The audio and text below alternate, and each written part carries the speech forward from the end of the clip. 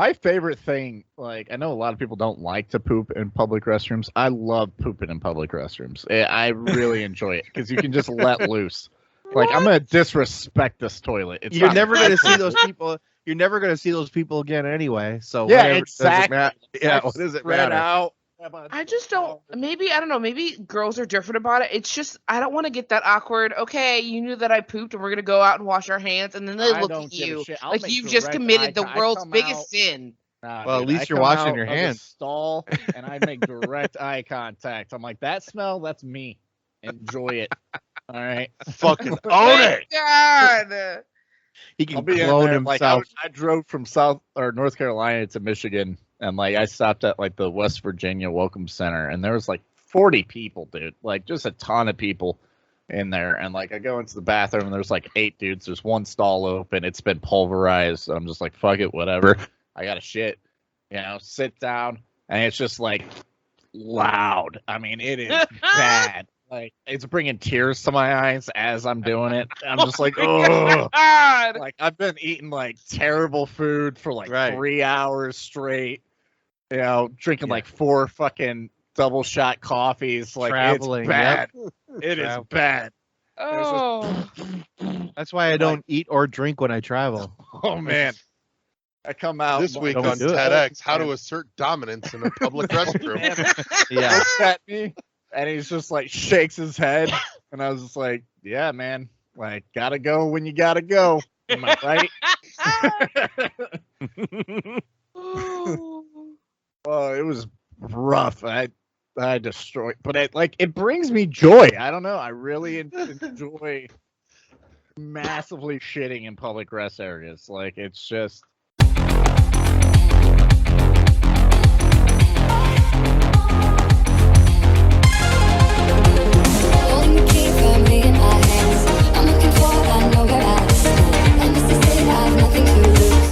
Engage fluo injectors. Engaging fluo injectors. Fluo reactors at 80%, sir. Fluo containment field is destabilizing. Emergency fluo containment protocols now. All hands brace for impact. Brace for impact in 3, 2, 1.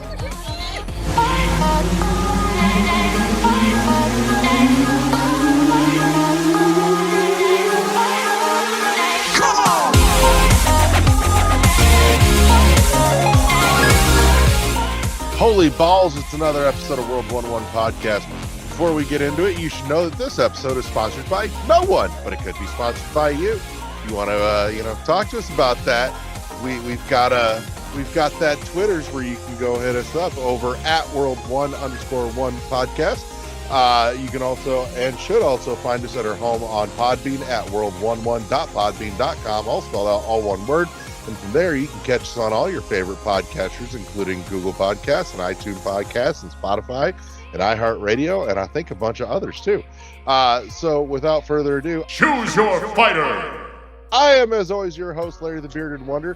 Joining me this week is Dylan, not the hobo anymore. Hello. Zoe. Sup? And Joshua Jolly Round LeGroux. Hey. Yeah, I didn't forget. That's going to stay. Jolly Round. I do have your name in chat. I'm very fat now. Yes, so. It's because you've been doing all that like fancy pants fine dining shit. Well, the only thing that bothers me is I wasted my skinny years thinking I was fat. I feel that. And now I'm like, I'm fat now for real. And I'm like, okay. It's all good. You've given me new outlook. One day I'm going to just sit there and think I wasted all my fat years thinking I was skinny. Yeah, you go. I think it's an ebb and flow of life. You go from skinny to fat to skinny again. And then you're on the downward trajectory when you go to skinny the second time. Jesus. All right. So, now that we've covered all the fun stuff, let's get over to oh my gosh! Video games. Dylan. What on God's green earth have you been playing? Because you haven't been with us in, I think, the longest. Demon Souls on PS5. I played some of the Halo Infinite Flight. Yeah. Which is surprisingly good. Honestly, better than I expected, but less fun because I wasn't playing with friends. Like I was solo queuing. Yeah. How were the bots, by the way? The bots actually were good, and they got progressively harder through the flight. They said they were going to do that. Yeah, they were going to ramp them up. Let's see. Ratchet and Clank. And Returnal, which I fucking hate that game, and I love that game at the same time. A friend of mine said that same thing. I do too. A friend of mine said that about that game. Like, it's the hardest game, and it sucks, but you just can't stop playing it. Yeah, like, fuck that game in a lot of ways. It's like the worst game I've ever played. And then it's also like the best. It's a lot of fun. Like, it's a lot of like fun, but it's just like you just have to go into it like never really taking it too seriously, I think, is the way to play that game. Otherwise, you'll break your fucking $80 PS5 controller. Yeah, I mean, really, I've just been playing a lot of PS5 games and like some old games that have been up-res for PS5, like The Last of Us 2, God of War,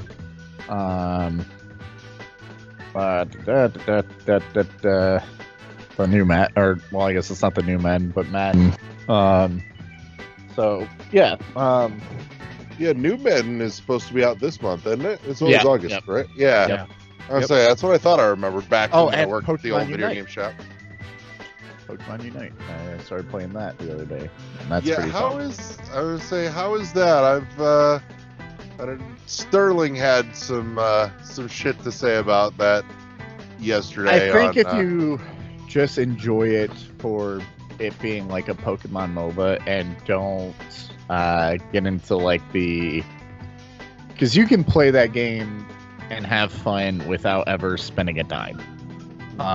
If you start to get like competitive with it, like you might be tempted to purchase some shit with money. But really, I mean, it's just skins. There are power-ups that you can buy with like in-game currency, which I don't really have a problem with. Like, whatever, if you can grind it out and you can't purchase it, I had no problem with that. But as far as like gameplay goes, it's a lot of fun. I was shitting on kids with Lucario. I thought it was hilarious. But I also have I have played a lot of MOBAs. So like Smite is my jam. And it felt good to play like what I can only assume are like noobs at MOBAs. Like they're like, oh, Pokemon game. But really it's like, hey, you gotta watch your lane and like jungle shit. So it's definitely a MOBA. And like it's just fun shitting on people. Like I have not played a game in a long time where I'm better than children. It felt good to beat on some kids, dude. Wow. That's something you're not supposed to tell us. You're just supposed to have that in your mind. Though. Kids have a lot more fucking time on their hands. They do. Get good at games. Like, that's true. Yeah, you know, like Halo makes me sad a little bit because there was one point where I used to play Halo semi-professionally. Like I won an Xbox. I used to make money playing it, but I was 15 From 15 to 17, I played and made money playing Halo. You know, I was nationally ranked, and now I'm getting teabagged by little Johnny, you know, in a capture the flag match, and I don't even know what I did wrong. You know, it's just they don't. I'm old. Dylan was in esports apparently. Josh, I think maybe he's perfect for that idea we talked about. Yeah. That was a long time I feel like there's a sound idea there, actually. Probably. It's always a sound idea. Do we just want to keep going with it? That's the whole thing, you know. I'm just imagining the opening is like a chiptune version of, you know, da-da-da, da-da-da.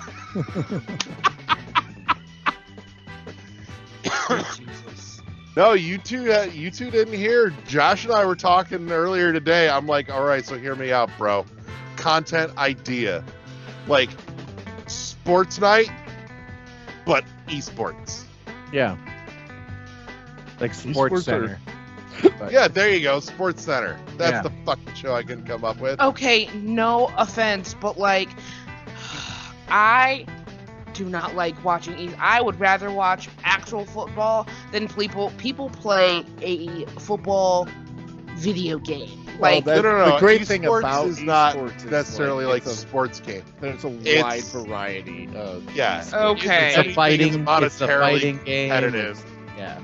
Rocket Okay. Big, My favorite League of esports Legends to watch is StarCraft. Like it is fucking They're playing brutal. a different game. They're playing a different game than we play. Oh, dude. Right. I love watching. I'm like, I will never. Or even Call of Duty. Like, I don't like Call of Duty that much, but when I watch professionals play Call of Duty, I'm like, my goodness. Yeah. That's like Man, not even the game I pick up. That's fucking competitive Rocket League is a ball to watch. Oh, Yeah. Yeah, competitive Rocket League. Oh, hell yeah. I will Halo's forever not love the really drop shot mode on the Rocket League. esports circuit, though. Like, That's so weird to me.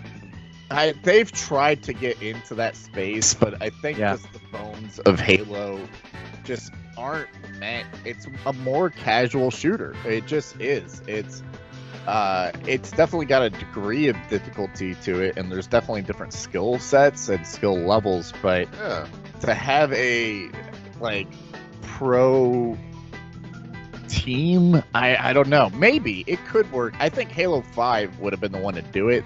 That was the most team based Halo in my opinion. The most tactical, the most like you could call shit out and actually play that game like a arena shooter.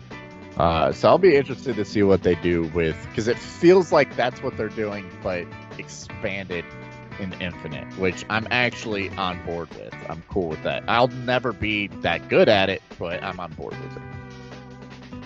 I got teabagged by a robot. You know, if we didn't have that whole great bit about taking a shit in public earlier, that would have been just snipped out for pre-roll right there. Jesus. But no, I mean, like I said, esports is a year-round thing. There's so many different, games in that running, and so many different. I'm like, there's an idea to be had there. Yeah, I think a sports center for esports would be great. I don't know that doesn't exist, but I think that it would be a cool like highlights of the week kind of thing. Yeah, you could hear, you get a couple of people, commentating about all the fucking shit going on, and I'm surprised ESPN's not already on that. They do some esports on ESPN. Like, they do, yeah. That's what I'm saying. ESPN too, right? Yeah. But not all the time. We have an esports arena here in town. Did not know that. No. Yeah, they repurposed like a huge wing of the Century Center into a dedicated esports arena. So there's one here in town. Like usually they're just pulling hotel or whatever and yeah, no, like not down this. here. Like down here they go to Orlando a lot because they'll go to like the Marriott and they'll have like 10,000 person conference center. That just How badass would it be for them to do it in like a Wrigley Field or like a baseball stadium? Like run all the fucking cables out, set the lights, have like people in the stands. Oh fuck, that would be cool. I feel like it'd fit better in a football stadium than a baseball diamond. Yeah, I think either way would work. I mean, baseball, you're definitely closer to the field, even in the shit seats. Like, I've been to football games, and the shit seats at football games, the people look like fucking Techno Bowl. Like hockey arena. There we go. Oh yeah, hockey arena. Plus basketball. It's indoor and climate controlled. There you go. Yep. Yeah. So, or basketball court, yeah. But I don't know. I feel like hockey arena just because then you got the whole sheet of plexiglass around to make sure nobody catches a stray keyboard. So, fuck, LeGrew, what have you been playing? Been playing still Mass Effect Legendary Edition, and I've been dabbling in the Ascent, which this is my weekly PSA. If you haven't played the Ascent and you got Game Pass, there's absolutely no reason not to. It's on there. So I'm going to go download that right now.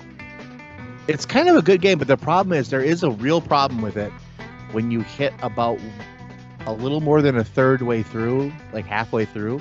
If you're playing single player, it gets ridiculously hard. There's no scaling. It goes from like very easy to complete to like not even fun hard until you get like a co-op partner. And once you get a co-op partner, then it makes total sense. And there's no scaling involved. And that's the problem. So they do need to patch some stuff and they need to fix it, but only 3 people are making that game. And for only 3 people making it, it's pretty freaking awesome. So okay. Anything else good?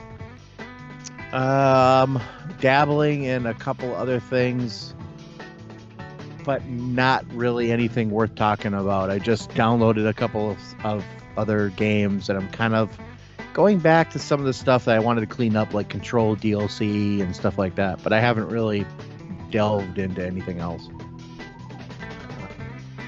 Oh, you'll appreciate this because I know you enjoyed it like I did too. Shout out to one of our peeps over on Twitter, Primal Darkrai. He actually, on my recommendation, we've been talking periodically on Twitter Spaces. He picked up a robot named Fight, and I was just talking to him earlier this afternoon. He's like, "Holy shit! How did I not know about this? It's so good." That's the whole thing about that game. It is awesome. And if people don't know it's there, they're just not going to play it. So yeah, no, it's place. God, I can't wait. I did get back. I did. Box. Yeah, I did get back into that a little bit after I was on, because I was on a plane and flying around. I just take my Switch with me and just start playing. But I kind of put it down for the last week or so. But I want to get back into that again too. It's just a good game. Oh hell yeah! Mm-hmm. So, which on a related note, then. Zoe, what have you been playing? I know some of what you've been playing, but I haven't played like anything. You were playing in the car last night. Okay, I guess for like the 15 minutes it was in my hand, I was playing Super Metroid, but then quickly got frustrated because I didn't know where the hell I was going. And I gave up. It sounds like a Metroid game. Yeah. That sounds like a Metroid game. Yeah. Yep. Part of my frustration with Metroid games. He was like, that's part of the fun, just kind of getting lost in it. I'm like, no, it's pissing me off because I don't know what my objective is. I don't know where my objective is. I'm just running around aimlessly getting killed by these minor fucking little alien things. Yeah. And that falling like into lava. Yep. And I'm just like, this is just frustrating because I keep like almost dying on bullshit. I'd rather, because I was looking for Crocomire, but I couldn't remember where the fuck he was. And so I couldn't get back to him, and then I was just like, fuck it. I literally ran. I was in North Fair, and I swear, I rescanned every inch of that motherfucker.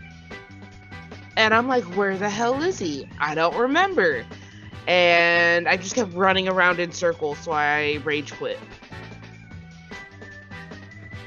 And so that's what I've been playing. Okay.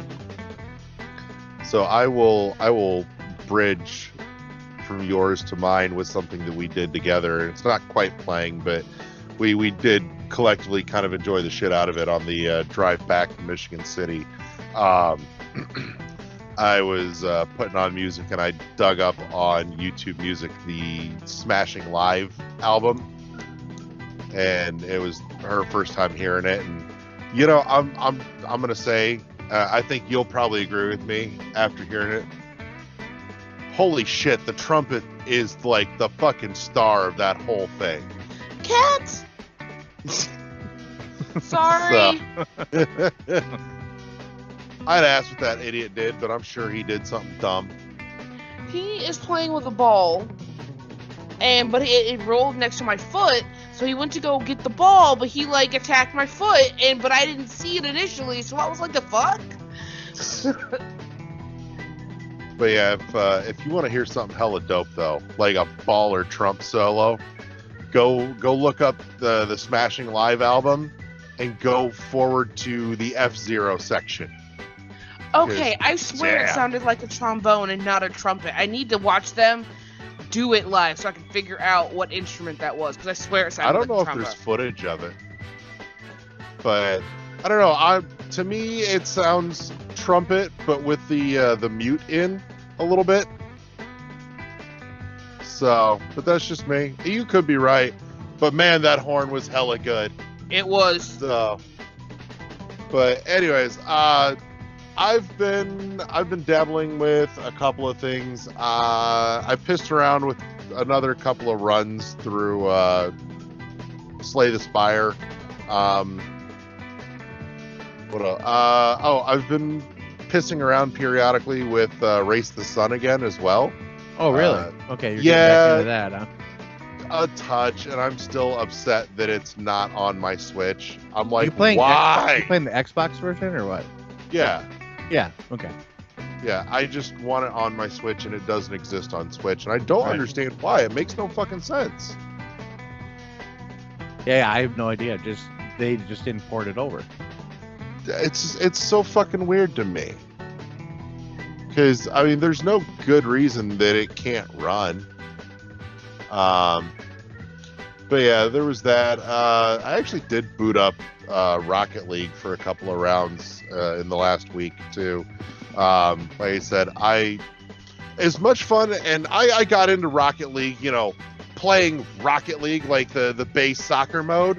But man, I can't tell you how much I love Drop Shot on Rocket League. Like, that is my favorite fucking mode to play. That's just a ton of fucking cool to me. And, there's never a reason not to play Rocket League since it's literally free on everything now. Right. So, I mean, I remember paying money for a physical cartridge when it came out on Switch, and I'm not even mad about it. But it's like, it's fucking free. Go play Rocket League. That's a perfect, 5 minutes of gaming. So, trying to think, what else, if anything, have I been playing? I keep staring at it and thinking I'm gonna pick up my 3DS again and play through Samus Returns, but I haven't gotten there. I look at my 3DS a lot, Larry, and I'm like, oh, I want to play that again, and then I'm like, no. I don't know what it is. I'm gonna boot it up because I'm gonna play through Samus Returns one more time. Mine, I gotta charge it, so I gotta find the charging cable, and now I'm just kind of like, do I really want to find that cable? Or I know where mine is. So, dude, did you guys see how fucking high the price on 3DS hardware is spiked? Yep, $400 for that Metroid one we got, Larry. Yeah, no, it's like $450 last I saw. Yeah, that's it. It's fucking absurd. It's gonna and prices of retro games are coming, and retro systems are coming back down a little bit. Mm-hmm. It's shifting. Yeah, because everyone got out now, and their supply is increasing. Got like three 3DSs. 3DSs though are like, yeah, I mean, you can easily get $200 for them now. I got a Pokemon one, the Lunala one. Yeah, you might want to check the price on that, dude. Yeah, you probably turn a pretty penny. You might be surprised. I got it for $80 off of Facebook. You probably get like 400 for it now. Dude, I would sell it. Seriously, 3 to 4. I'm serious. Seriously. Absolutely serious. Fuck this shit. We're looking it up for you right now. Yeah. Let's see what's on eBay. Shit. Because now I want to know. Because most of the special editions are north of like 3. Way high. Yep. What version was it? The Lunala 3DS, the purple. Lunala. Let's see. Yeah, I'm seeing. $319. Yeah. Like $250. I'm seeing one for like $360, $420. It's all over the fucking place. But yeah, I mean, you'll get north of your $200 out of it, man. So you'll turn a solid profit even at like $250. for what you like paid for a it. good rule of thumb with eBay is I always look at sold listings, and then personally I just take 20% off the top of that, and that's usually what you can like reasonably. I paid $80 for it on Facebook Marketplace like 4 years ago. Like, yeah, I got that in like 12 games with it, and I was like sold. Yeah, no shit. Yeah. But anyways, good. I think that covers most of it. I know I've got a game that should be on its way in the mail, ordered from not KO, the new one from the guys that did Graceful Explosion Machine, and I'm blanking on the title now. Oh, the one. Yeah, Super Crush KO or whatever the hell it was. Yep. Because that looked hella dope and up my alley. So, and since that was from Super Rare, that should be shipping soon because their shit's in hand before they go on sale. So, yep, it is Super Crush. Yep. Yeah, like you said, I adored Graceful Explosion Machine when it came out, and this kind of thing's my jam. So knowing that they kept kind of the same visual aesthetic and just applied it to a different genre gets me excited. It kind of gives me Bit Trip vibes in that sense, where it's one publisher that's keeping like a running theme through a series of games, but each installment is a different genre. So just without a connected storyline is all. Okay. But so that gets me hyped. And man, if the music is anywhere near as good as Graceful Explosion Machine was, should be in for a treat. So, but yeah, which actually, speaking of that, since that's what I've been playing, let's take a moment, hit the pause. We're gonna check in with Hard Copy Hounds for the Hard Copy Hounds report right after the break. Welcome to Hard Copy Hounds, powered by World 1-1 and sponsored by Premium Edition Games and their upcoming Series 3 release, Cathedral. Let's get into the Hard Copy Hounds report. Starting off this week, we're taking a look at limited run games that currently has available Tailgater for the Game Boy on open pre-order till August 8th, along with Shantae Risky's Revenge for the PlayStation 5 in an open pre-order till August 8th as well. Ruby Grim Eclipse on the Switch is in open pre-order until August 15th, along with Infliction Extended Cut for the PlayStation 4 and PlayStation 5, both in open pre-order till August 22nd. Outbreak Collection on the PlayStation 4 is available in an open pre-order through August 15th, and Little Witch Academia VR Broom Racing is available for the PlayStation VR in an open pre-order through August 15th. Looking next at Alphadia for the Genesis, Alphadia Genesis for the PlayStation 4 and PlayStation 5 is available in an open pre-order through August 22nd. And Double Dragon and Kunio-kun Retro Brawler Bundle, there's a mouthful if ever there was one, for the Switch is available in an open pre-order that goes live on August 13th and runs through September 12th. And rounding out limited run games numbered collection is Super Meat Boy Forever and Super Meat Boy, both for the Switch and PlayStation 4, available in an open pre-order through August 29th. Moving down the line, we're taking a look at limited run games distribution line that currently has available Shadows of Adam for the Switch and PlayStation 4, the Falconeer Warrior Edition for Switch, PS4, and PS5, Victor Vran Overkill Edition on Switch and PS4, Going Under for the Switch and PlayStation 4 is in pre-order through August 22nd. Death End Request for the Switch is currently in hand, along with Hyperlight Drifter for the Switch in hand as well. Harvest Moon One World for the Switch is currently in an open pre-order, and Billion Road on the Switch is in hand and ready to ship. Holy Potatoes Compendium for the Switch is also in hand, along with Regions of Ruin for the Switch is in hand as well. We're looking next at Super Epic The Entertainment War for both the Switch and the PlayStation 4 are in hand and ready to ship upon order. Last couple in the distribution line, Ark of Alchemist for the Switch, Thea the Awakening for the Switch, Mercenary Wings for PlayStation 4, all in hand and ready to ship. New to the distribution lineup this week from Limited Run Games is Where the Water Tastes Like Wine for both Switch and PlayStation 4. We're also looking at Dark Complete Edition for Switch and PS4, and Dragon Star Varnier for the Switch. And that's going to round out Limited Run Games on the Hard Copy Hounds Report. So we're going to move down the list to SuperRareGames.com, where you can currently pick up your copy of Super Crush KO, currently only available in the triple pack that features 3 releases, 2 of which are currently named, the newest of which is Littlewood for the Switch, which goes on sale independently as well on August 5th. Last day of June for the Switch, the Mipumi collection on Switch, Unrailed for Switch, Ida on Switch, which is currently running a low stock alert, along with Yes Your Grace for the Switch in low stock, Monster Prom XXL for the Switch, Old School Musical on the Switch has a low stock alert, just to give you a heads up. Little Inferno for the Switch is also currently running a low stock alert, along with Smoke and Sacrifice for the Switch, also on a low stock alert. So last chance to grab those up, get them while the getting's good. And like I said earlier, just a moment ago, Littlewood for the Switch goes on sale August 5th.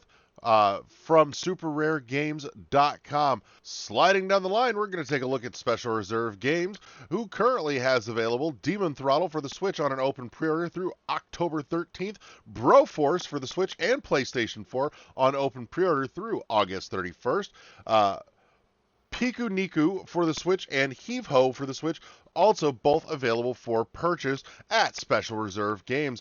Moving on down, we're going to take a quick peek at our sponsor, Premium Edition Games, that currently has both Super Blood Hockey for the Switch along with the Pigeon Dev Games Collection for the Switch, both running low stock, so last chance to grab those up as well. Get them while they're hot. And next in line here, we have Strictly Limited Games that currently has listed for pre-order or purchase Rolling Gunner plus Overpower for Switch on PS4 is currently in pre-order. Star Hunter DX and Space Moth Lunar Edition for PlayStation 4 is available for pre-order with a low stock alert. Spelunker HD on the Switch and PlayStation 4 are in pre-order. Speed Limit for the Switch and PS4 in pre-order. Actually, looking at Strictly Limited, we're going to make this real easy. Everything is listing in pre-order, so we're just going to bulk that notification right there.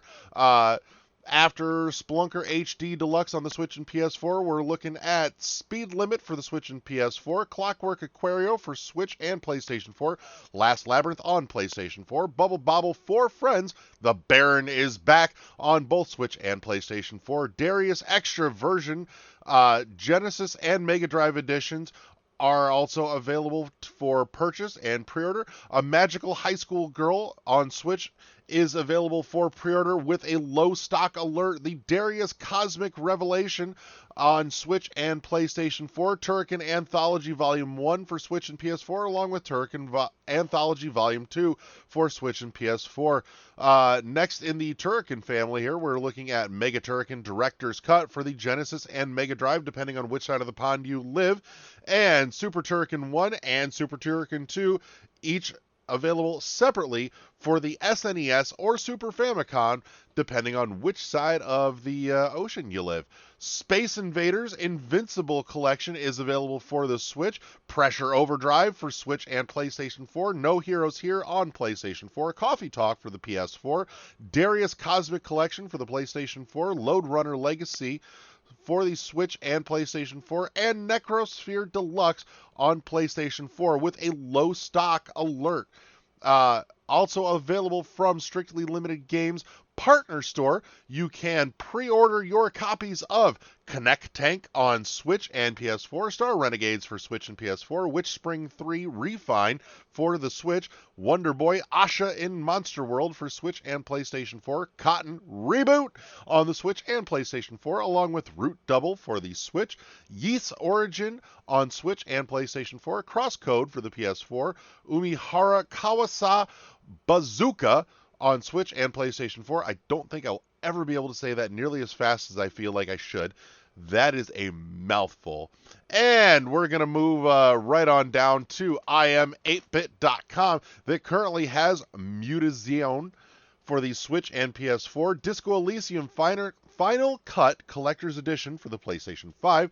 The Ori Collector's Edition on Switch has been dropped from waitlist and is now back available as an open pre-order. So if you missed that the first time around last year, this time of year, now's your chance to get back in on that. Manifold Garden for the Switch and PlayStation 5. Etherborn for Switch and PlayStation 4. Cardo and Spinch both on the Switch, along with Grindstone for the Switch.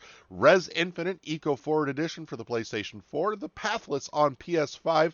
The Annapurna Deluxe Edition on PlayStation 4. Untitled Goose Game on Switch and PS4. Wadham and Inside both for the PlayStation 4. Gone Home on Switch, and Mega Man X for the Super Nintendo. Dropping down the list here, we're looking at Alex, with Signature Edition games, we're looking at Alex Kidd in Miracle World DX for the Switch, PS4, PS5, and Xbox One. Yonder on the Switch, PS4, and PS5.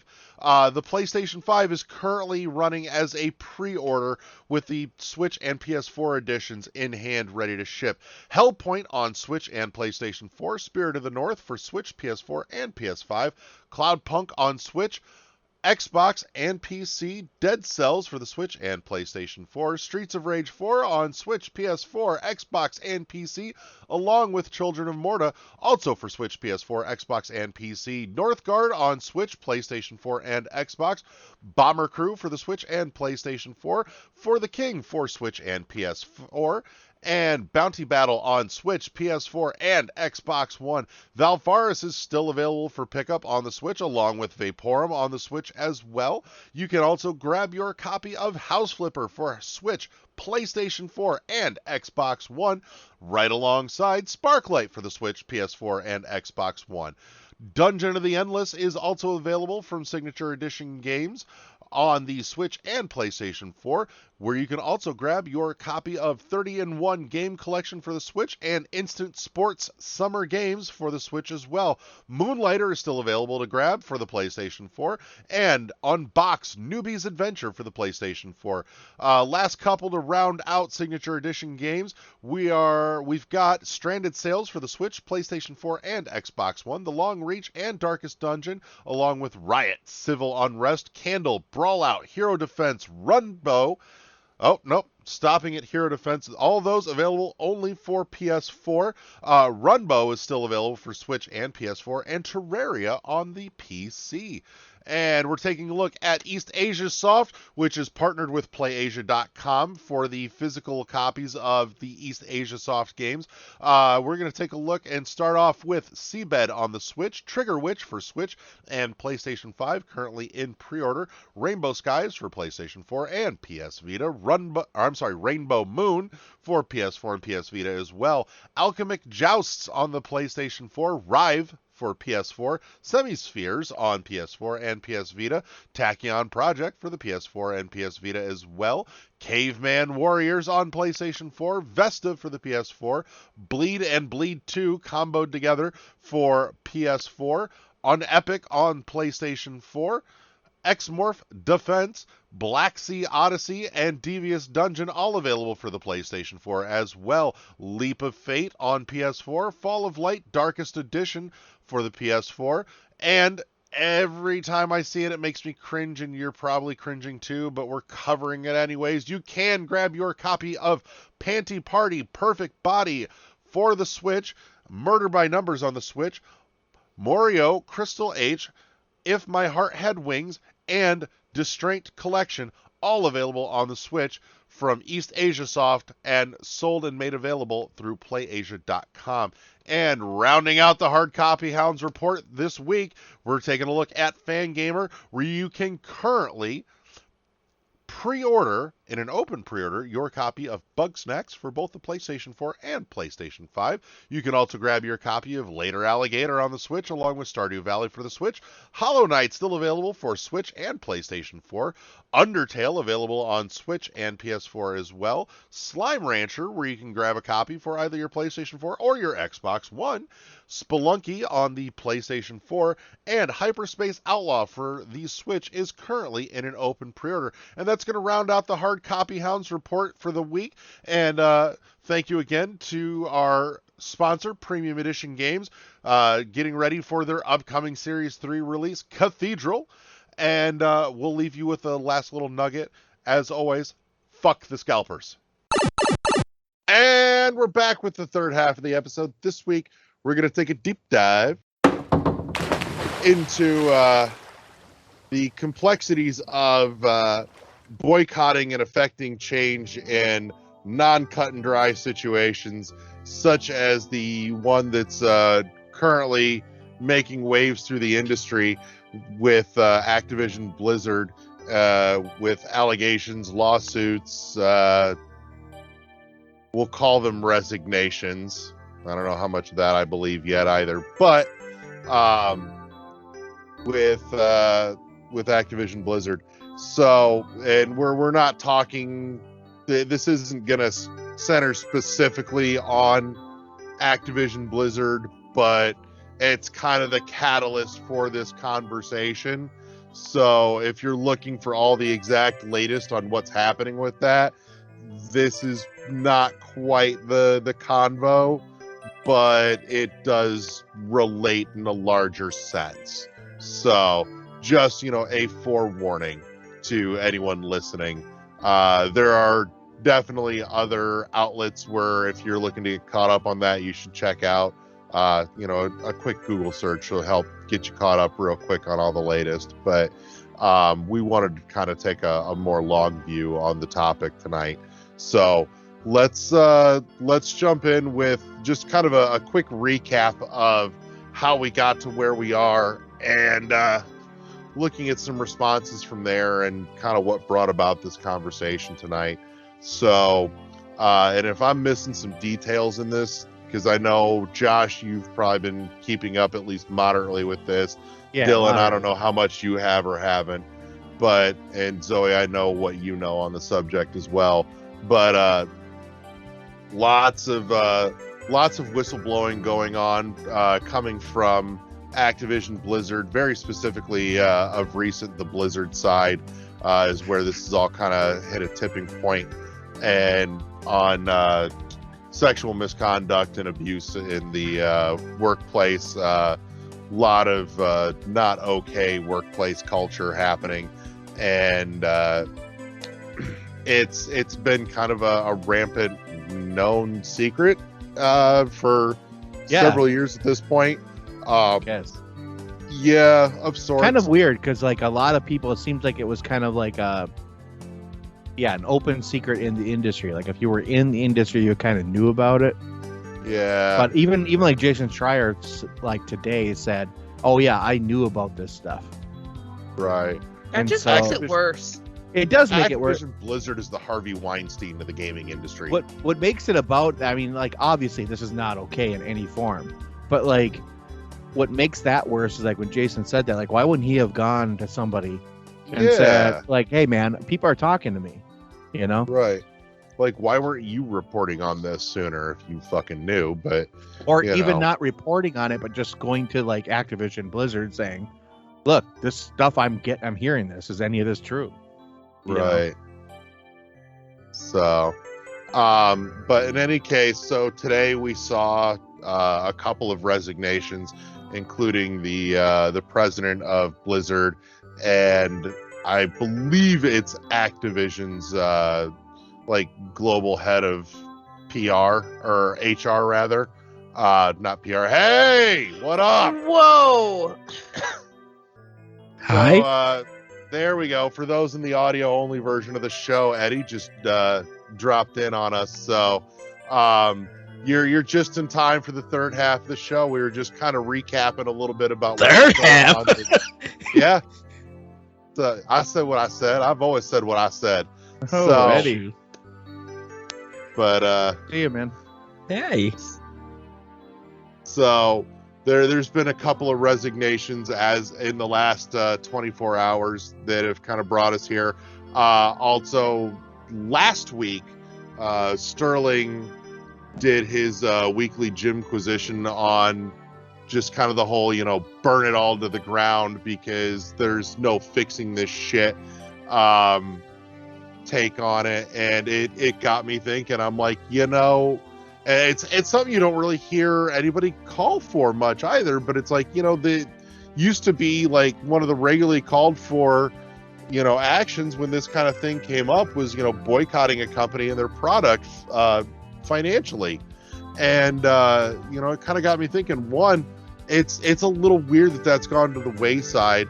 And two, even if it was, being called for now, I don't know how easy it is to do that even with a clean conscience, because it's like, okay, you want to hurt the company financially to make them fix their fucking shit, but at the same time, how many people are going to get caught up in that net too, getting hurt that simply work there, that may or may not have had anything to do with what's happened. And it's like, at what point is that too great of a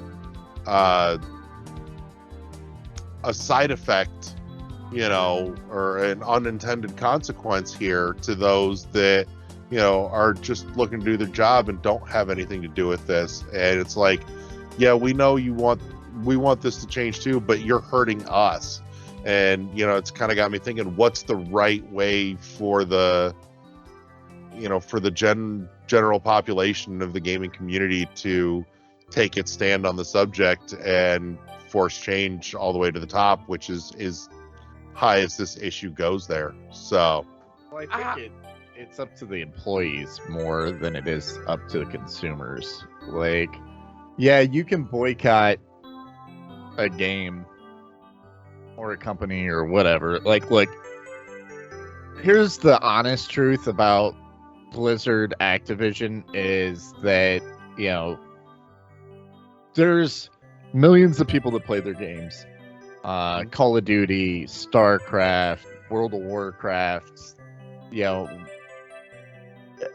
that don't even pay attention to news like this, that don't even know that this is even going on, because they don't care as long as they get their fucking 360 no scopes. Yeah, they're Diablo 2, Yeah, it's irrelevant to them.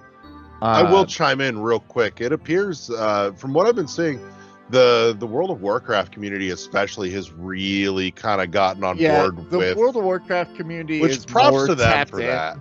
I think, to the ongoing Blizzard stuff, because that's the community that's been there probably the longest. World of Warcraft's been around for 20 plus years, and it's a strong community that ebbs and flows. It's a very dynamic community. That being said, I would still say the majority of Activision Blizzard players are not World of Warcraft players. You've got a lot of Call of Duty bros. You got some Diablo players. You've got some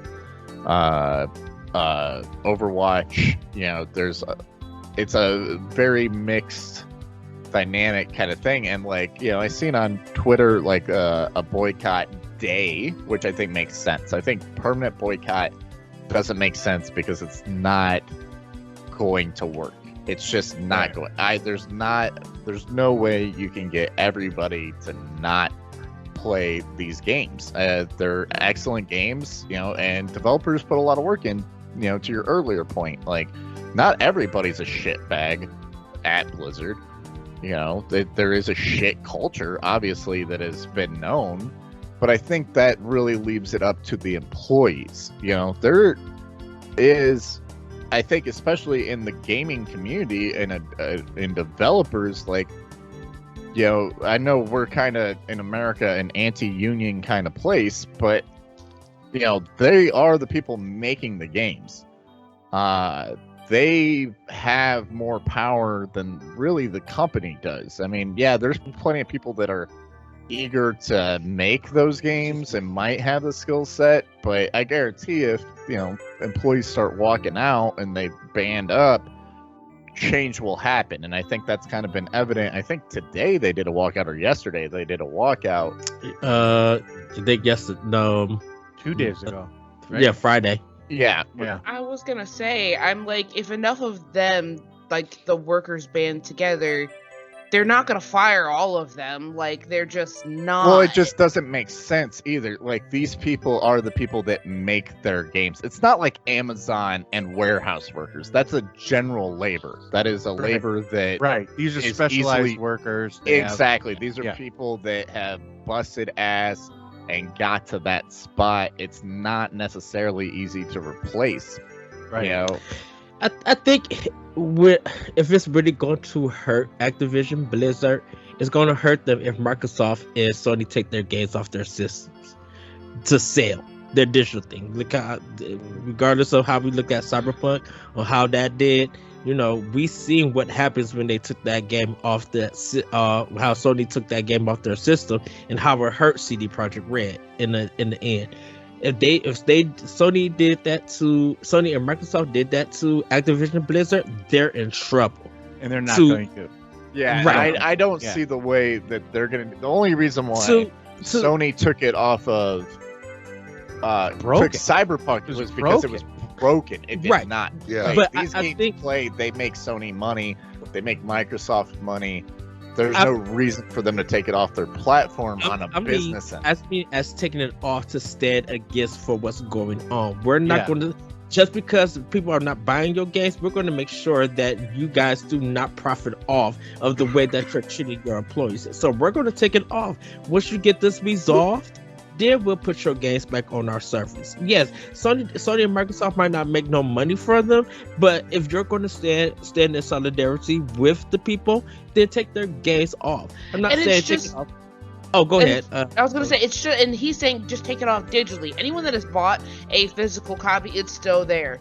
If you already bought it. Yeah, what if you already bought it digital? You can still play it. It just stops anyone.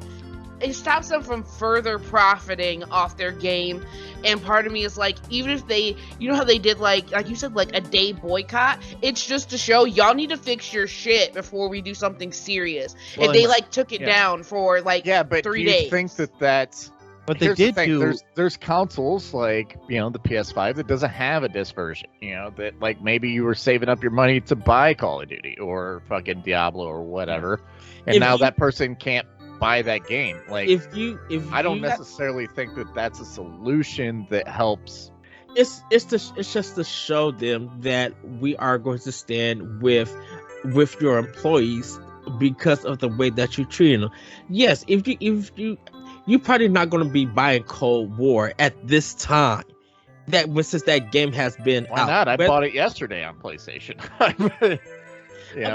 But I'm like, you are a very rare case. People who bought that game has bought it when it came out. I'm just saying. But more and more people. I'm saying, I understand what you're saying, but more and more people are getting their hands on next gen consoles. They're slowly coming through.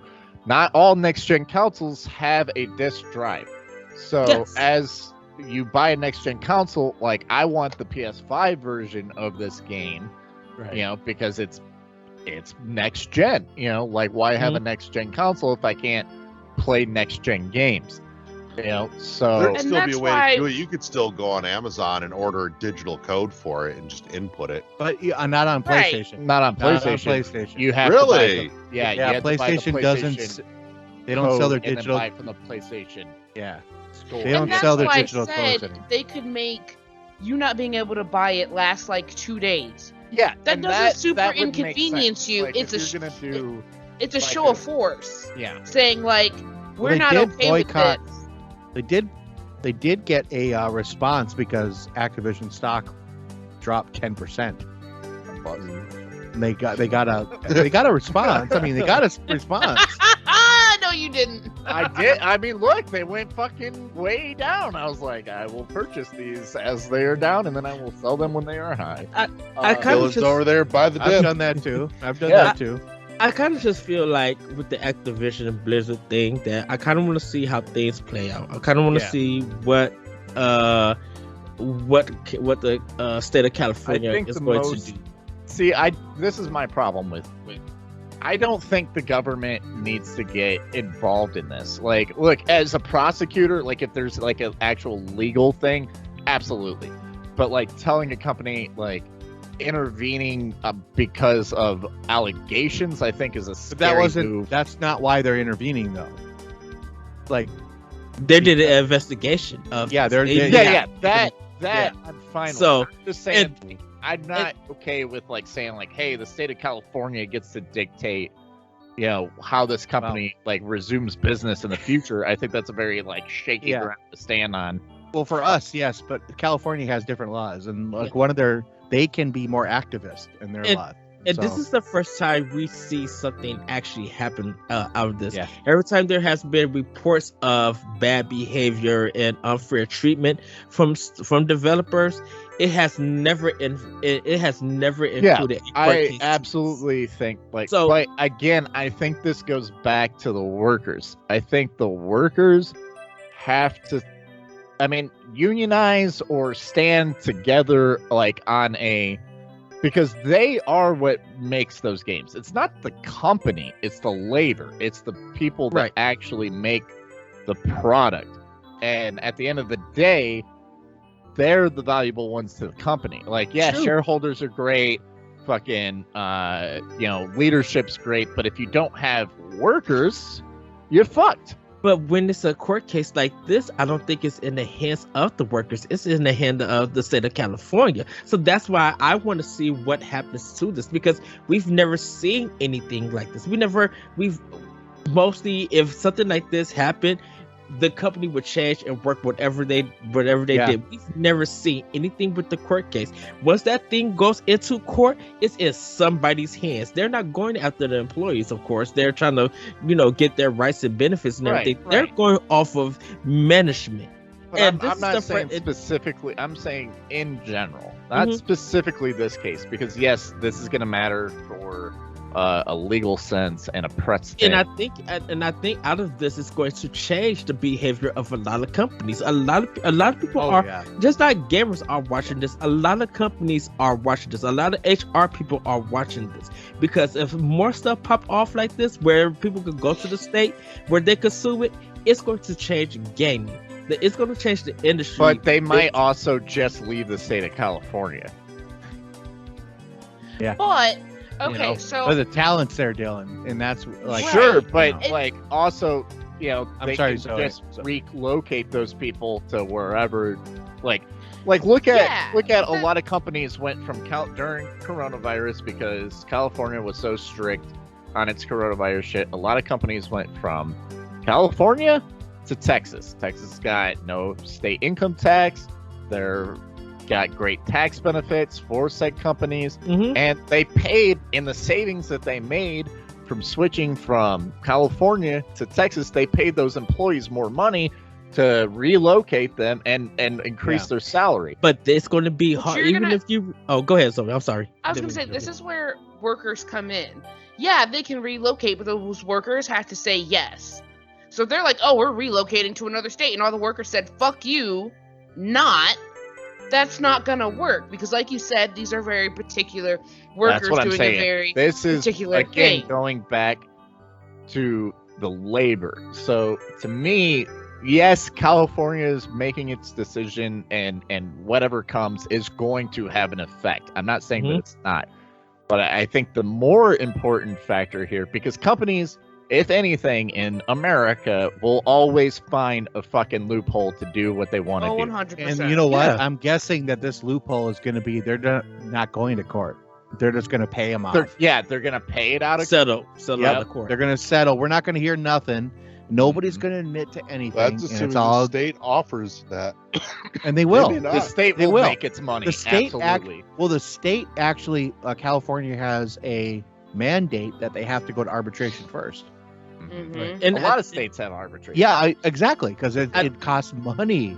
Yeah. And I think we're going to. This is my thing. I say delay the next Call of Duty to next year. To all of this is, or delay any Activision. There is no fucking way the shareholders. What I'm saying is the.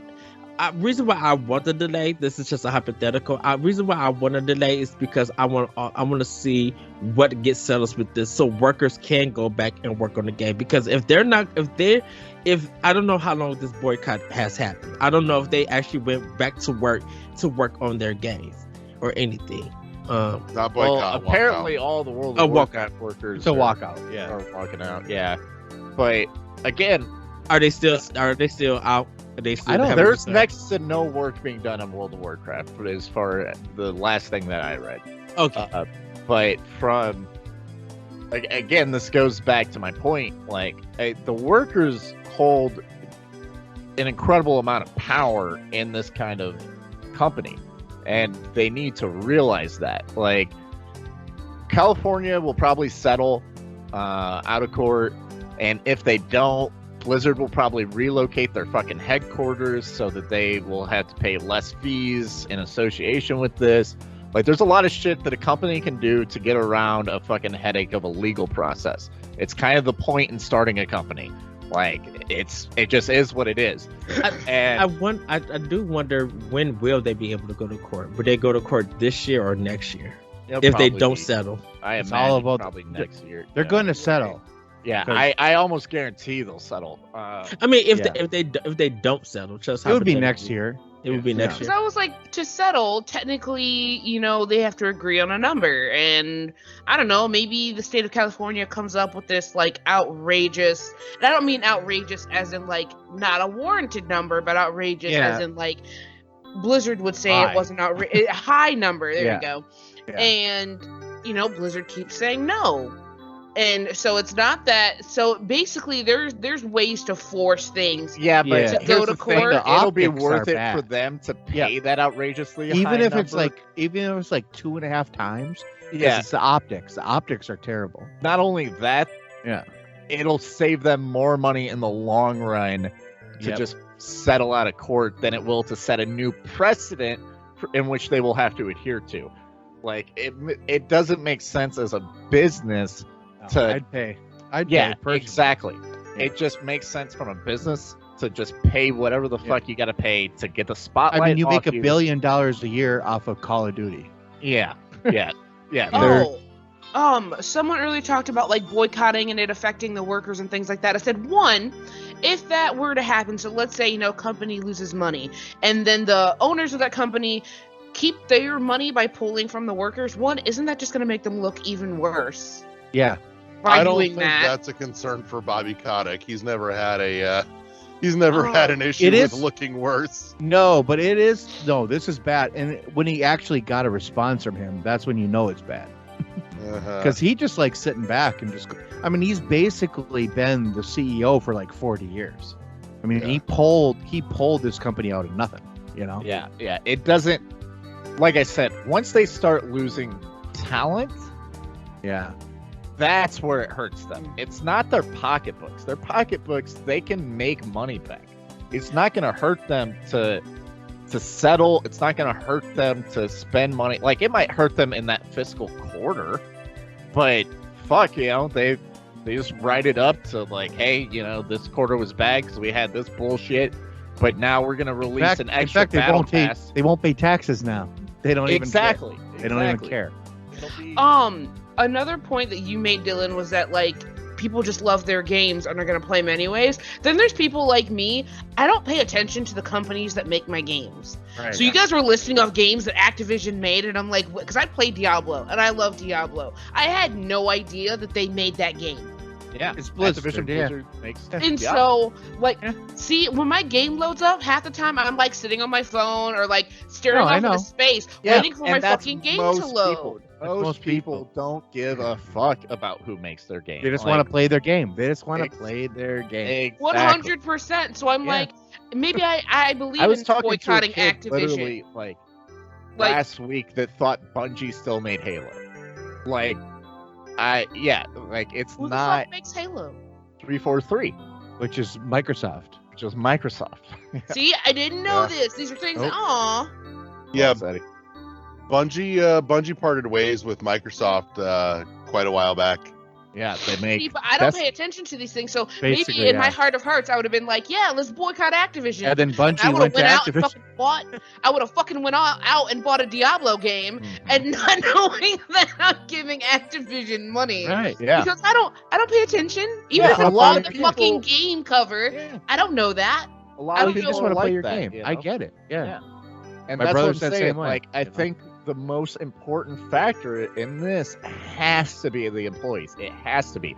Because California can do whatever they want. They can slap Blizzard on the wrist, and Blizzard can make it all go away, and that can be that. But at the end of the day, it's got to be the employees, because it's the employees that are being affected, and they're the ones with really the power to make the change they want. Because I guarantee you, they have the leverage. Yeah, exactly. They have the leverage. They're the ones developing the content.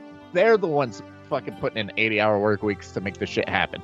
They're the ones doing the crunch. Yeah. They're the ones making the programs that me and you like to play. And if all of them got together and was like, you know what, fuck this, we're tired of like the bullshit that's going on, we're not doing it anymore until we see some serious fucking change, I guarantee you that's when Blizzard would be like, all right, we gotta fucking do something about this. Figure this shit out. Yeah. Because now all of a sudden, now they're not making money. They're not fucking making their shareholders happy. It's a problem with games, though. It was like boycotting. I think it's a problem with anything in boycotting. It's like, how long do you want people to go without stuff? You know, how long are they willing to go without? Yeah. So, guys, I have to step out. I do have to go. Thank you for having me, Larry. I love you, Zoe. I love you. Dylan, I love you. Josh, I love you. Everybody at World 1-1, I love you guys. I'm sorry I had to bounce. Larry, I will get in touch with you tomorrow. Bet. You got my number.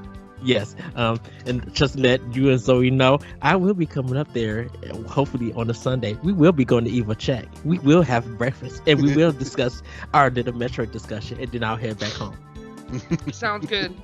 So, I love you guys. I'll talk to you later. All right, peace out, homie. So continuing on. I like I said, I think this is just like a labor work, and the thing is like, you know, like I said earlier, you know, there's a lot of different like structures of power in companies. Like Amazon, it's a lot harder to unionize in Amazon because that's a general labor job. A lot of people can fucking just come and go as they please. Like there's always going to be somebody willing to take that job. Always. Oh yeah. Whereas the skill set to develop video games, like, yeah, there's going to be people willing to take that job, but that doesn't mean that those people are necessarily going to be qualified to take that job. Yeah. And that's a lot. Go ahead. Sorry, I keep interrupting people. Go ahead. I was gonna say, let's say you have a whole team, you know, working on the fucking next Call of Duty, and they're all like, "Fuck you, we quit." Do you really want a whole new team working on a game that they've had no time to like develop, or like all only I gotta the people say working on this team know? But they're not going to do that. Yeah. No, they're not. No, they have to survive too, and that's the whole thing. Like the thing with this is that they got Activision's attention when their stock dipped 10%. And they had an official, like, deal come out from, you know, with Bobby Kotick was talking basically on it. And I'm telling you, that was vetted. The way that thing read was vetted by PR. It was vetted by the board and probably vetted by him. And the way, like, so, and all the, like, a lot of employees signed a petition. There was a walkout. Like, there was a big deal. Yeah, it was a big deal. Once your employees actually, like, you know, fucking start banding together, that's bad news bears for a big company, like especially if it's skilled labor. Yeah, if it's skilled labor, you're in a fucking bit of a pinch, especially when it's a specialized, like Blizzard makes some of the best games, period. Like some of the most successful games, you know, like I said, Activision, whatever, like Call of Duty, look, it's successful. I fucking is it the same game every year? Sure, but it's successful. But can you come talk to my school district and tell them that when all of their skilled labor keeps leaving, y'all need to change what the fuck you're doing, because that's what's happening. It's not just leaving though, because leaving doesn't accomplish shit. Like if you just leave, that doesn't accomplish anything. Because like they're like, okay, well we have to find a new teacher. If you just leave, but if everyone leaves simultaneously, that's the problem. That's a fucking problem. Now we're fucked. Like right now my district has so many people on emergency permits, and I found out that my district actually turned a qualified teacher away because they didn't want to pay her for her years. And I'm like, so it's not like teachers don't want to work in the district. They're just not willing to work with the teachers on what we need to do our jobs. But anyways, that's a whole other side conversation that could literally be a podcast in and of itself. But I just thought the premise was good. No, but in that side, then obviously your district isn't feeling the heat. Like they're not feeling the crunch, right? Right. No, and the dumb thing is because, and it sucks, when we talk about like showing up, like, hey, we all need to show up and show out for an event. You know, we've got a crap ton of teachers, but we'll maybe get like 100 out of the like whole swarm. And the dumb thing is a lot of the ones I know that want to go, they're like, I want to go, but like they have kids, they have other places they need to be. Yeah. A lot of teachers are parents. Well, a lot of people are also terrified of going on strike because, hey, this is my only job. This is fucking. We're not even allowed to go on strike. Right. Well, okay. Yeah, we're not Nobody's allowed to go on strike. Like, you fucking go on strike. I'm not for sure, because we gave that right up in my job. Oh, yeah. Like, I wish we would do again what happened. So, 2 years ago now, there was a thing down in Indy where, like, all the teachers gathered outside of the state capital. Side note, the post office union fucked y'all, by the way. Just side note. Well, they were actually working for, they were on welfare, and they were working for like 40 cents an hour back in 1977 when they went on strike. So I get it what happened and why, but that was a long time ago. Yeah, I mean, you should be able to get. Look, I don't give a fuck if my union says I can't go on strike. If I can get enough people, I can go on strike. But see, that's the scary part is we talk a lot, but getting people to actually like follow through. Yeah, you got the weekend warriors that are like, oh yeah, I'll do that shit for like a day. Yeah. You know, but then they don't commit, and that's the problem. Like here, if these workers actually did walk out, and like Dylan's saying, they did walk out. They created a 10% loss of revenue for their company in stock. Like in a couple of days, yeah. And they need to keep doing it. Put the pressure on, man. They need it got a response, and then investors liked that, and the money came back. Mm-hmm. It was like a day later. But the response was bullshit. It didn't give any clear indication of what they were going to do, any sort of repercussions. It was just like, we'll try and do better, okay? By doing what? They didn't say shit. Yeah, but now people are leaving the company. You know, things are being said, blah blah blah. Like, now it's kind of trickling down because like now the president left of Blizzard, and now the head of HR left, and that person should have been the first one to go, because here's the problem with HR in general. HR has done a terrible job in every company, and they don't really know what they're doing anymore. No. And that's the problem. I mean, anybody who works in a company with HR knows what I'm talking about. They've done a terrible job at it. This kind of situation was bound to happen somewhere, sometime, whenever. Now it's all about who knew about it and why were they covering it up. But now, so this is a key moment for the employees too. Yeah, exactly. They have to keep this momentum. Yep. Like, otherwise it's all for fucking nothing. Because because they'll get rid of them eventually. Because if half of them come back to work, guess what? Those other half are on the chopping block, and they'll start replacing them one at a time. Yeah. And they'll start with the disruptors first. Yep. And because they keep track of that shit, knowing who's doing what. Sure, yeah. Keep track of that shit. I'm telling you, number one thing for union busting, that's what you do. You keep track of who's your problem. Mm-hmm. Well, on a related note, should do is they should get together, and then they need to unionize and fucking actually have a seat at the table. They need to take this momentum that they're going with and fucking make a union, because that, we're hard on unions in America for some fucking reason. Like, but unions are great for workers. Well, they're good and bad, like any organization. Yeah, there's some bad shit. Like some shitty people get fucking stuck because they're part of the union, and you can't fucking get rid of them because they're unionized. I've been there. I deal with that too. But it's good too. Good because it protects your ass if something happens. Yeah.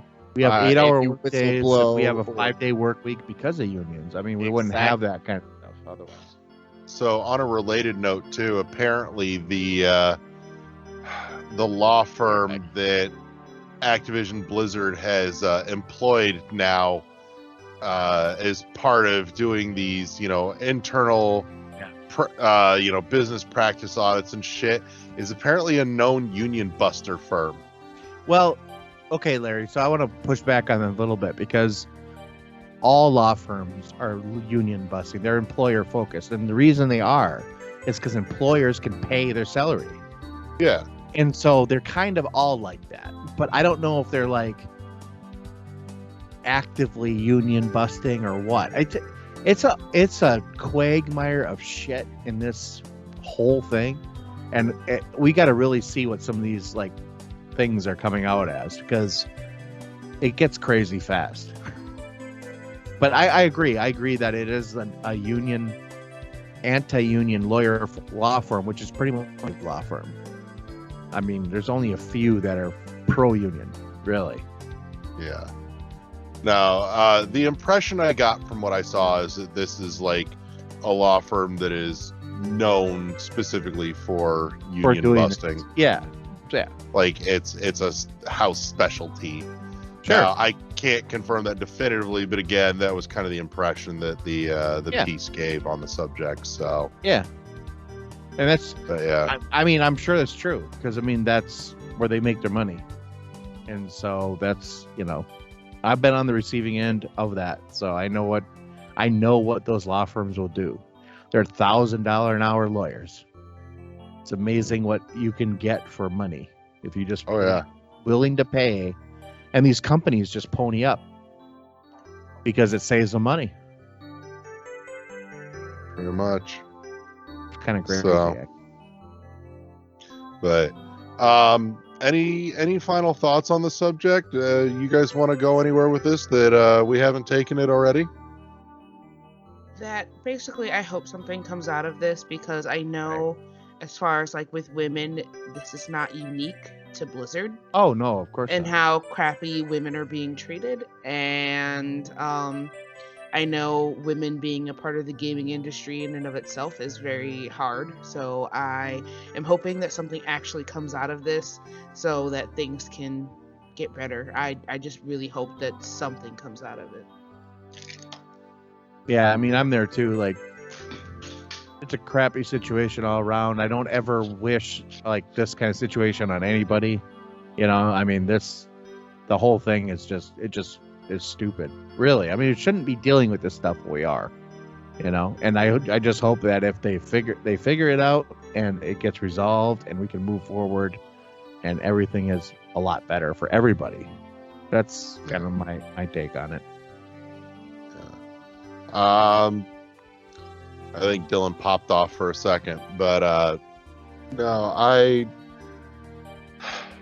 on this specific situation, I think there's a lot of really good like PR potential opportunity for a lot of other companies to kind of pop in and make themselves look good in the situation.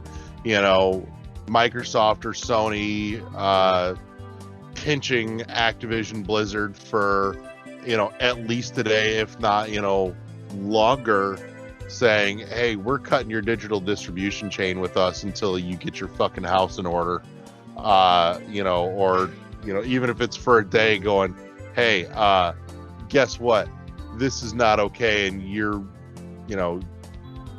giving the rest of us as an industry a bad name, so enjoy awesome. Your day of lost profit. Fuck you to other studios or developers or publishers, offering kind of an employment refugee program where it's like, hey, we see and hear the situation going on over there. If you're concerned for your shit, come on over. We'd like to talk to you about bringing you on, kind of thing, and sticking it to a predatory company, and I don't mean predatory in terms of its business practices in this case, but in terms of enabling just unacceptable conduct in workplace culture towards its employees, being able to stick it to them by literally yanking the rug out from their feet and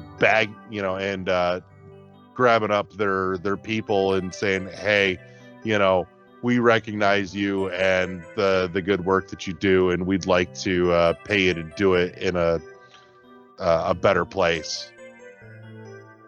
Yeah. Dylan, you got any last thoughts you want to toss in on the subject as a whole tonight? Yeah, I mean, don't be fucking douchebags. I think that's pretty easy. Like, look, I know these kind of dudes, like the very bro fucking gamer culture, like dudes that haven't been around a fucking woman, their entire adolescent life to college to fucking, and now they're like, oh, I know how to fucking shut up. All right, stop it. Stop being a douchebag. Like, it's not that hard to be a decent human being. It really isn't. You don't Apparently have to. It is. Apparently it really is. You don't have to be religious. You don't have to be fucking a Buddhist monk. You just be a decent dude. Or woman. Or non-binary dude. Whatever. I don't give a fuck. Just be nice. Treat people the way you want to be treated. It's not that fucking hard. It's not. And if you want to be treated like somebody coming around and grabbing your fucking balls, all right, maybe go home. Just go home. All right? Just go home. Think about what you want in life because it's fucked up. Reevaluate. No. So, just be a decent. I'm just tired of this shit. Yeah, just be nice. I mean, like, how hard is it, really? It's not be that fucking. And I'm not just talking about this situation. I'm talking about. Yeah. It's not that fucking hard. It's not. I'm so sick of reading terrible shit on the internet all the fucking time. Like, just stop. Shut the fuck up. Like, I just wish, like, if I could have one wish in the world, like, if I could, like, you get a genie, but instead of 3 wishes, it'd be 1 wish. My 1 wish would be, like, every time somebody went to go say some dumb shit or do some dumb shit, like, a hand would just appear out of the fucking... just backslap them. Just, no, stop. Dude, it would work though, because fucking like Pavlov, like you would learn. Yeah, I should probably not do that. Just stop it. Stop being. You would learn. You would learn. Because you don't want to get backhanded just out of nowhere. Nobody wants to get backhanded. No. Nobody wants to get backhanded. All right. Look, does that pertain to this? Yes, but it's also an overall thing. I think the people just need to learn. Like, that they live in a world that other people exist in. And it's not that fucking hard to just treat your fellow human beings with an ounce of fucking dignity. All right? And respect. All right? We all share this planet. We all got our own fucked up shit that we like. Okay? And do. Keep that shit to yourself or other people that like it with you. All right, and fuck off. Just fuck off. It's fine. All right. Thank you for coming to my TED Talk. That's your second one tonight. It's been a while since I've been here. I got some shit to say. Guaranteed that first TED Talk is in pre-roll this week. I'm telling you right now. So, all right. Well, I say, Zoe, last thoughts? I already added mine in. That's what I thought. Sorry, my brain's going round and round. But so yeah, we'll wrap there for this week. Want to say thank you to all my friends, Dylan and Zoe and Josh, for coming and hanging out with me tonight. Thank you all for taking some time out of your day to give us a listen. Hopefully, we gave you some things to kind of contemplate a little bit. We douchebag. Yeah. we try and elevate the discourse in a meaningful way while not being too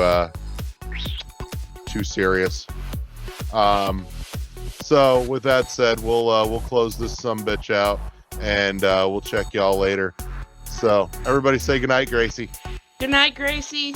All right. Good night. Peace.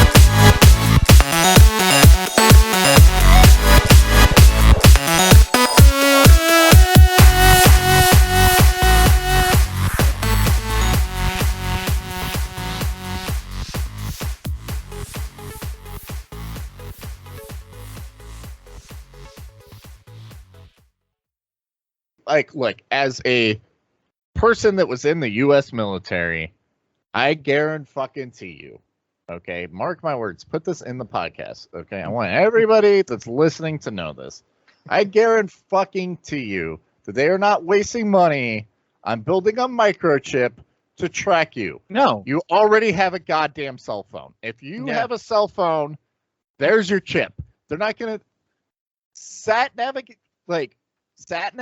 Okay, I was in communications. It's fucking impossible to make anything work on that level. Like, it is such a bitch and a headache to get anything like working. They're not going to develop $1 billion of Dylan's chips. part of the system. They've already. I'm just telling you, it's fucking hard just to make the shit that we already have on the military level work. Yeah. They're not going to put it in civilians to like. It's to do what? Like, they're gonna microchip you. They track you so much. It's so much easier to just get your data from your cell phone, bro. Every time you use your debit card, every time you are walking with your cell phone, they're tracking. They look. If they want to track you, they have way easier means to do it. And really, it's your data that, like, if you want to be concerned about anything, be concerned about your data, your metadata. What the fuck you spend on, where you spend it, et cetera, PSA, okay? That's the shit everybody cares about. It's not where you're at. I do think it's interesting when I go to work every morning, I go to work at the same time, obviously, and the same people are out walking on the road in the same places. Everyone is a creature of habit. You know, everyone's doing their routine. If you wanted to find out where people are, it's pretty easy. It's Dude, not Google Maps hard. knows when I go to the same place, even if I didn't put it in my GPS. It's like, oh, do you go here often? Yeah, it's like, and I'm just like, stop at 11 p.m. And we've all had it where we're talking about something and we don't Google it or anything, and then a couple of days later it comes up on, oh, you're gonna buy this, you know? Didn't you know the vaccine is why you can't get a PlayStation 5 because that's what's causing the chip shortage? They're all going into the vaccines. Yeah. Oh my god. I thought it was a 5G, bro. I thought it was a 5G. I got a PlayStation. Obama 5. took my PlayStation 5s. Oh my god. And my Series X's. He doesn't discriminate. He doesn't discriminate. Thanks, Obama. Thanks, Obama. Thanks, Biden. Obama doesn't want you to play MLB The Show this year. Fake news, everybody. Fake news.